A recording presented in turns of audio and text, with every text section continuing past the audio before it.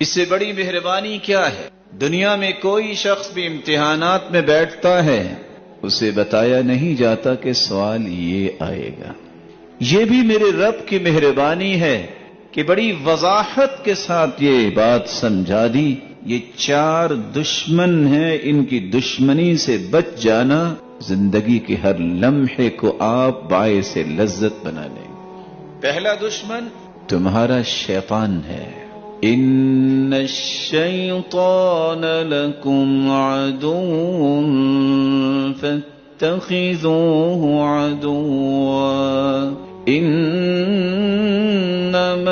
يدعو حزبه ليكونوا من اصحاب السعیر۔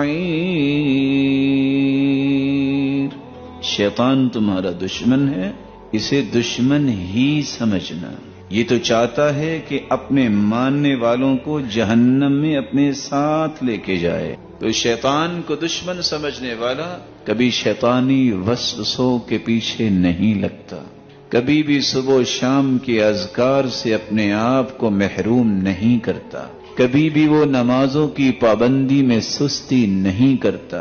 اس کی زبان پہ اعوذ باللہ من الشیطان الرجیم، اعوذ بوجہ اللہ الکریم وسلطانہ القدیم من الشیطان الرجیم اور لا حول ولا قوت الا باللہ کی کثرت سے اس کی زبان پہ آتا ہے۔ رب تعالیٰ اسے شیطان کے شکنجے سے بچا لے۔ 7.5 ارب لوگ جو دنیا میں ہیں، 6 ارب تو شیطان نے ان کو ٹریپ کر لیا، کافر ہیں۔